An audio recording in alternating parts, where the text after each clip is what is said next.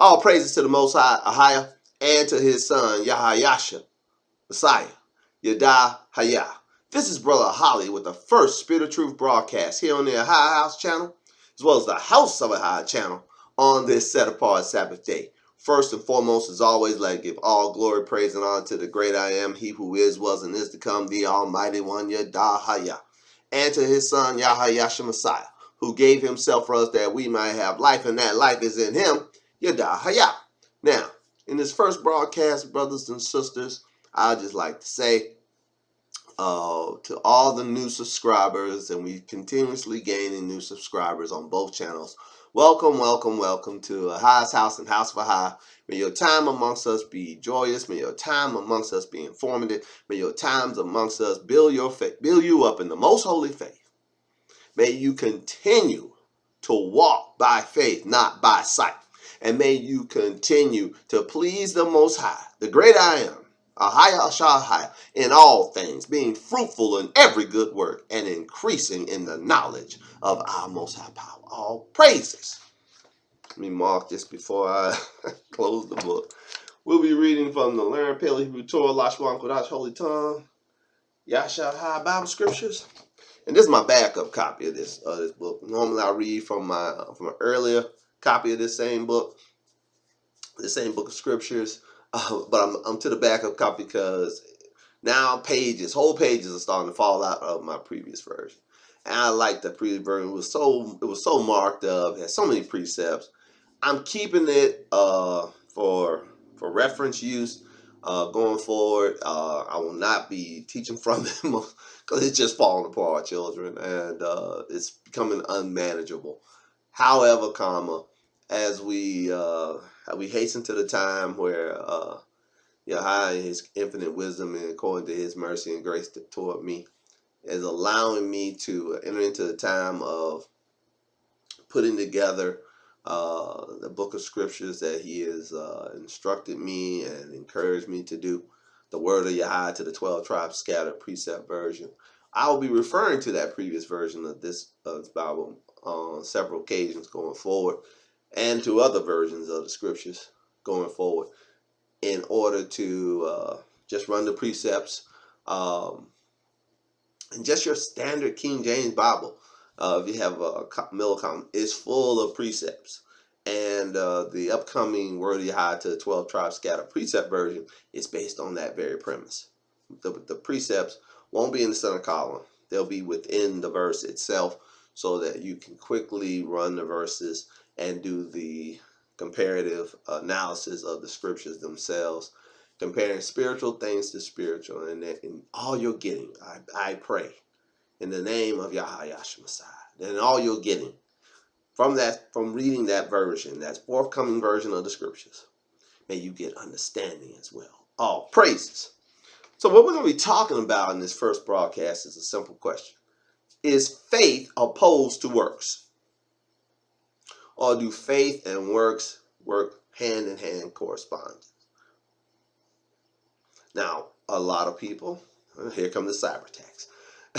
A lot of people would, at me just saying that, would begin to say, well, I'm not going to pay attention to what brother I got to say today, because they're convinced one way or the other, either that it's faith alone, no works, or it's works with just a sprinkling of faith is going to get you across the finish line. When it comes to salvation, children, I will give you this one premise from the scripture, and you can look it up for yourselves. Many times throughout the scriptures, many times, both in the Old Testament, New Testament, and in the Apocryphal books, we are told we shall be judged based on our works. What's going to determine if you go to heaven or hell is your works. Not one scripture, not one time says you're going to be judged according to what you believe. Let that sink in for a little bit. Even when Messiah talked about judgment, he talked about it from the premise of what you did or failed to do. He didn't talk about from the premise of what you believed, even believing on him. He didn't say nothing like that. But he talked about what you did or failed to do. And it determined where you ended up. Did you go on to perdition, or were you invited into paradise? Let's see it. Turn me to Matthew's Gospel. All praises.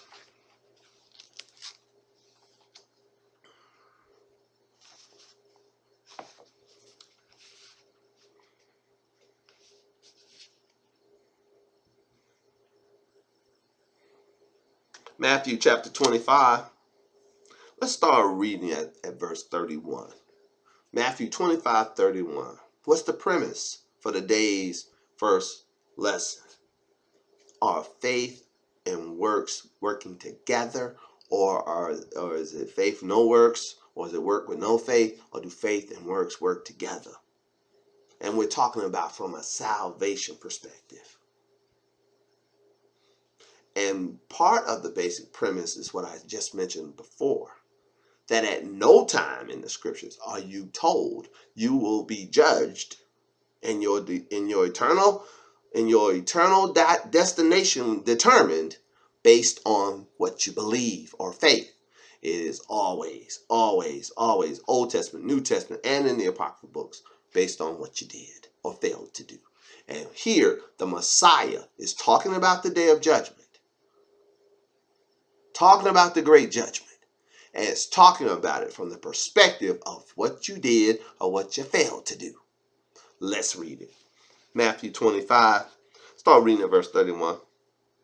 It says, when the Son of Adam shall come into his glory, and all the quadrillion angels with him, then shall he sit upon the throne of his glory. This is Matthew 25:31. Verse 32, and before him shall be gathered all nations. We highlight. And he shall separate them one from another. Now, who's being separated? All nations. These are people groups. Groups of people going to be separated one from another at the judgment.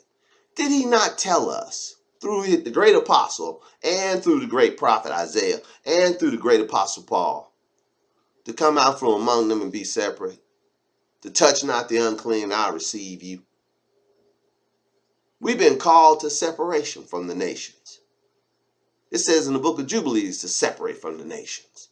It says in the Torah to separate from the nations. It says in the prophets to separate from the nations. It says in the epistles to separate from the nations. And here in the Gospels, it's talking about a separation being made from the nations.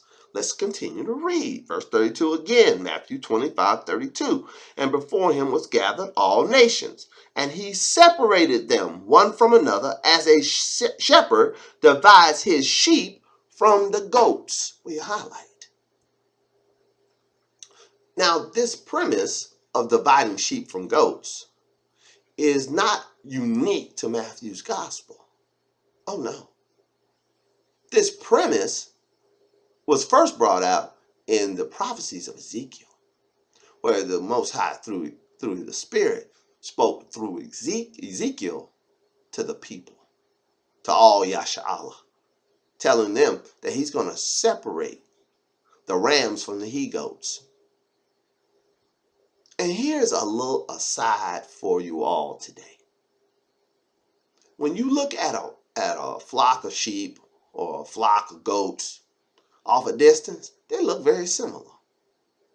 But when you get close, you can start determining if what you're looking at are sheep or goats, primarily from their hair texture. Goats have long, stringy hair. We get the material cashmere from goat hair, but we get material wool from the hair of sheep.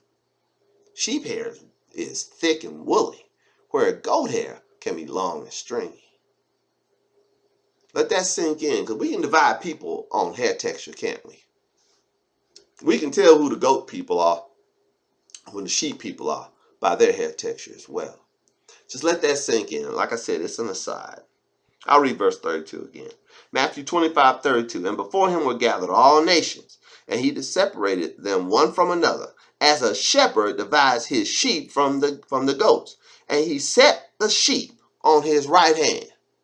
Only the sheep went to the right hand. But the goats on the left. No goats were on the right hand. No, the nations were separated like sheep and goats. These were nations separated. And I'm reiterating that. It wasn't no crossover. There were no sheep on the left and no goats on the right. I'll read it again. Matthew 25:32 again. And before him shall be gathered all nations, before whom the Son of Adam, speaking of himself, when he comes to sit on the throne of his glory, and before him shall be gathered all nations, and he shall separate them one from another, as a shepherd divides his sheep from the goats. And he shall set the sheep on his right hand, but the goats on the left. Then shall the king say unto them on his right hand, Come ye, blessed of my Father, inherit the kingdom prepared for you from the foundation of the world. Will you highlight all that? Come, blessed of my Father, inherit the kingdom which will prepare for you since the foundation of the earth. Was the king, quick aside, was the kingdom prepared for any goats? No. Goats are not allowed in the kingdom. The kingdom wasn't prepared for them from the foundation of the earth. Why do we know that's so? Because there are no goats on the right hand. They're all sheep. And all the goats are on the left. Wow. But what did he say to those on the right hand? Let's read it again. Then shall the king say unto them on the right hand, Come ye blessed of my Father, inherit the kingdom prepared for you from the foundation of the world. Now he's going to tell them why they get the kingdom. Next verse. For I was hungered, and you gave me meat. I was thirsty, and you gave me drink. I was a stranger, and you took me in.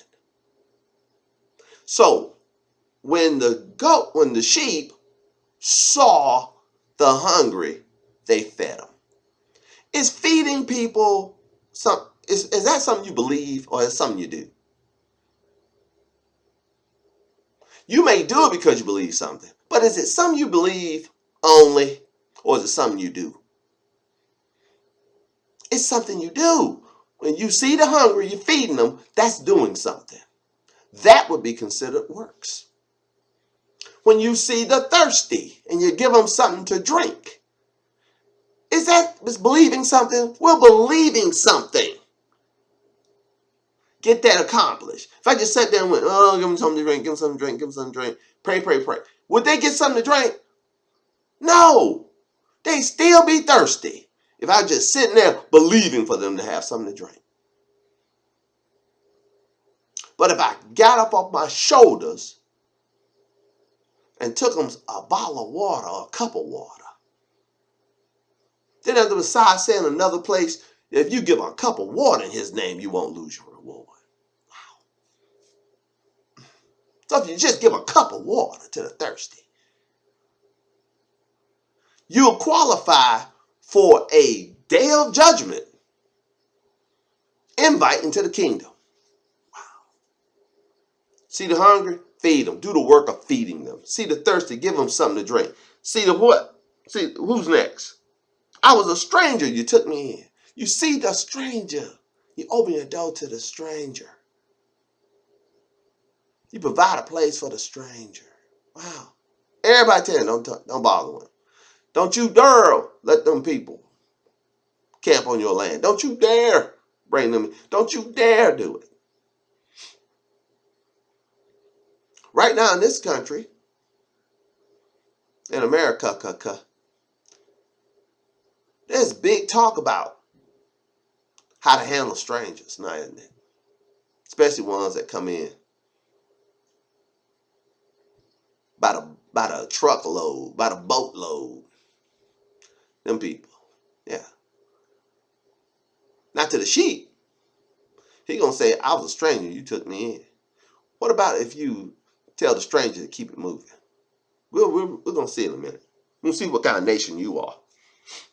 See what side of this equation, this judgment day equation you're gonna be on.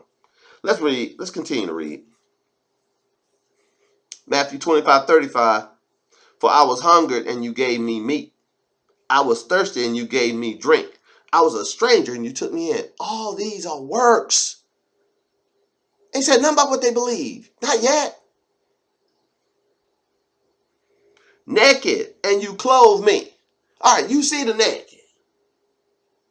And you take some clothes to them, or buy some clothes for them, or take some of your clothes off of you and put on them. Is that doing something, or you just believe in something? That's a great question. Put the answer down in the comment section. Is that doing something or believing something?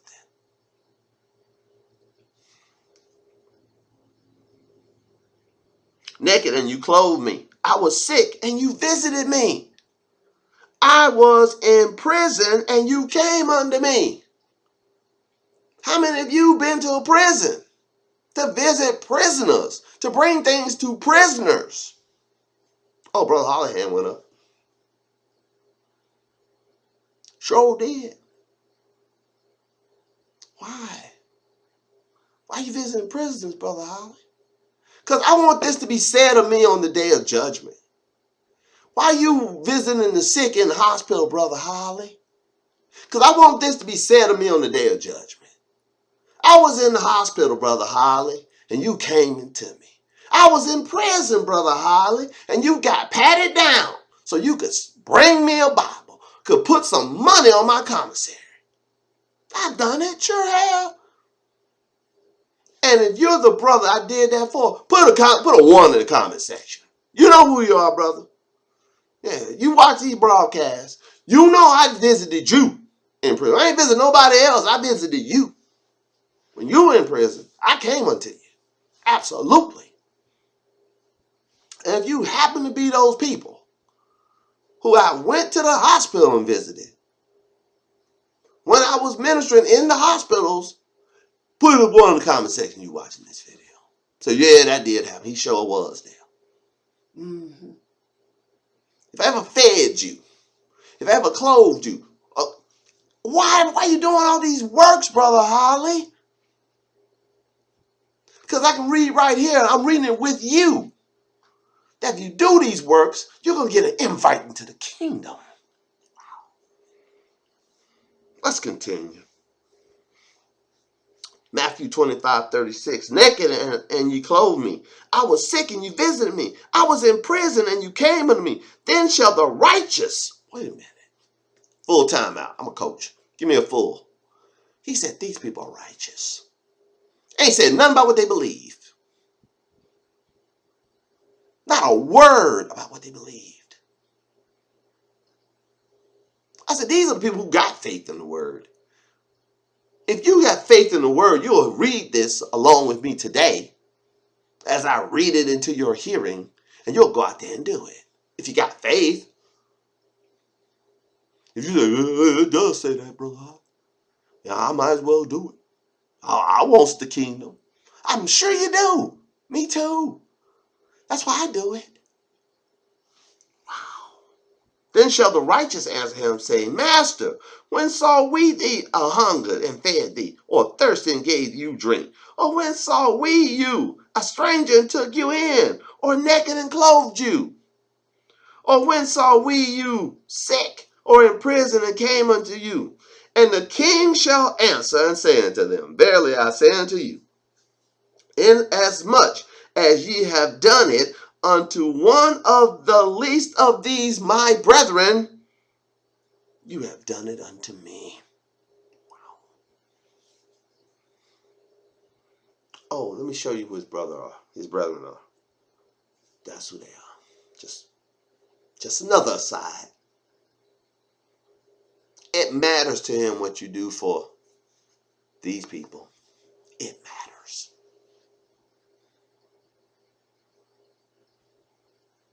And whom I was visiting in the prison, these people. Mm-hmm. Who I feed, these people. Hebrews.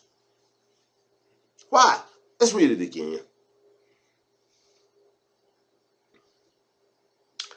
Matthew 25:40. And the king shall answer and say unto them, Verily I say unto you, inasmuch as you have done it unto one of the least of these my brethren, underline my brethren, you have done it unto me.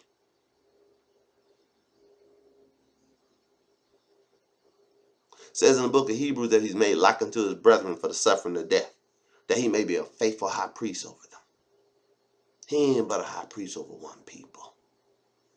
That would be the children of Yasha Allah. Don't play with me. Better yet, don't play with the script. It matters to him who you do these things for. Not just that you do them or not. It matters who you do them for. He said so. I'm emphasizing it for a point, because some of you will fall short and refuse to do it for a Hebrew. You do it for everybody else, but you won't do it for a Hebrew. And if you are about people, you still won't do it for another one of your own. How many more times he got to tell you not to hate your brother, who is of the children of your own people? Wow. Don't bear a grudge in your heart against your brother, the children of your own people. Wow. I mean, that's right there in Torah. Now, this message is not a reaffirming of what is written in Torah. No, we're talking about the Day of Judgment stuff. That where you're going to be judged on the Day of Judgment and called righteous based on what you've done, not on what you believed. Is faith important? Yes. But faith alone won't save you. Faith alone won't save you. You have to be a doer of the work, and then you'll be justified.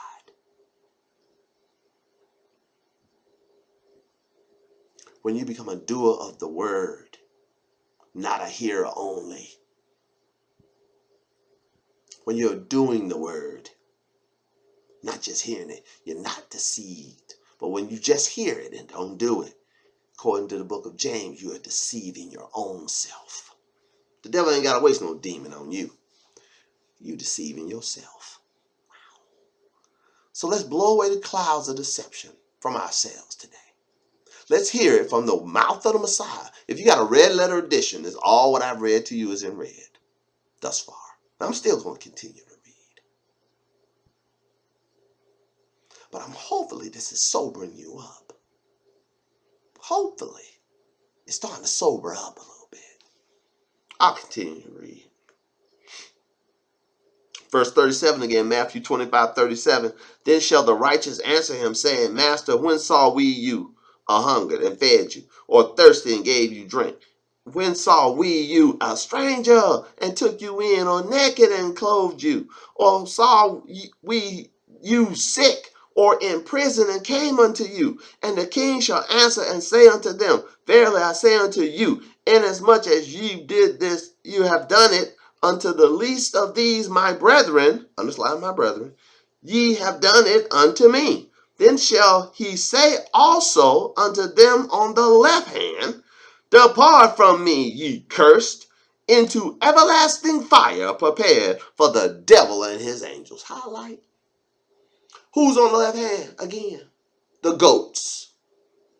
These are nations. He said so. He's going to separate the nations as a shepherd separates sheep from the goats. The sheep are going to be on the right hand, the goats on the left. What is he going to say to those on the right hand? Blessed. Come ye blessed of my Father. Inherit the kingdom prepared for you from the foundation of earth. What is he going to say to the goats on the left? Let's read it.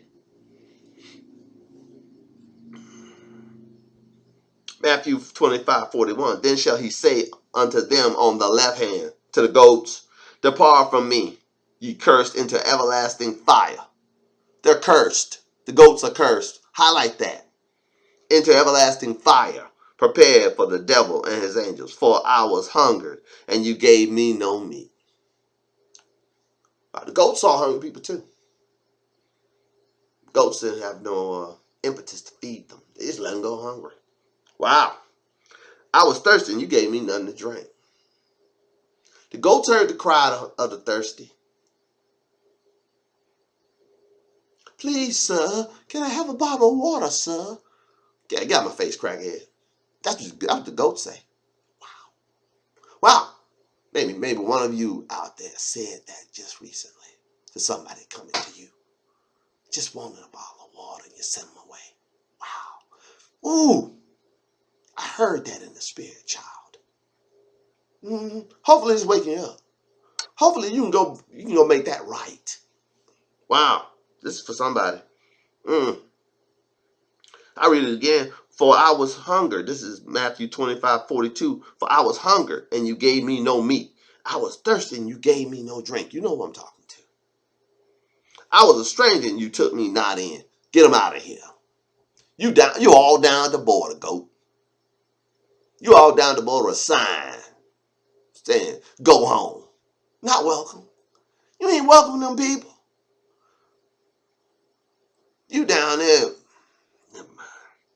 You know who you are. I was a stranger and you took me not in. Naked and you clothed me not. Sick and in prison and you visit me not. You don't care about the sick and people in prison. You can care less.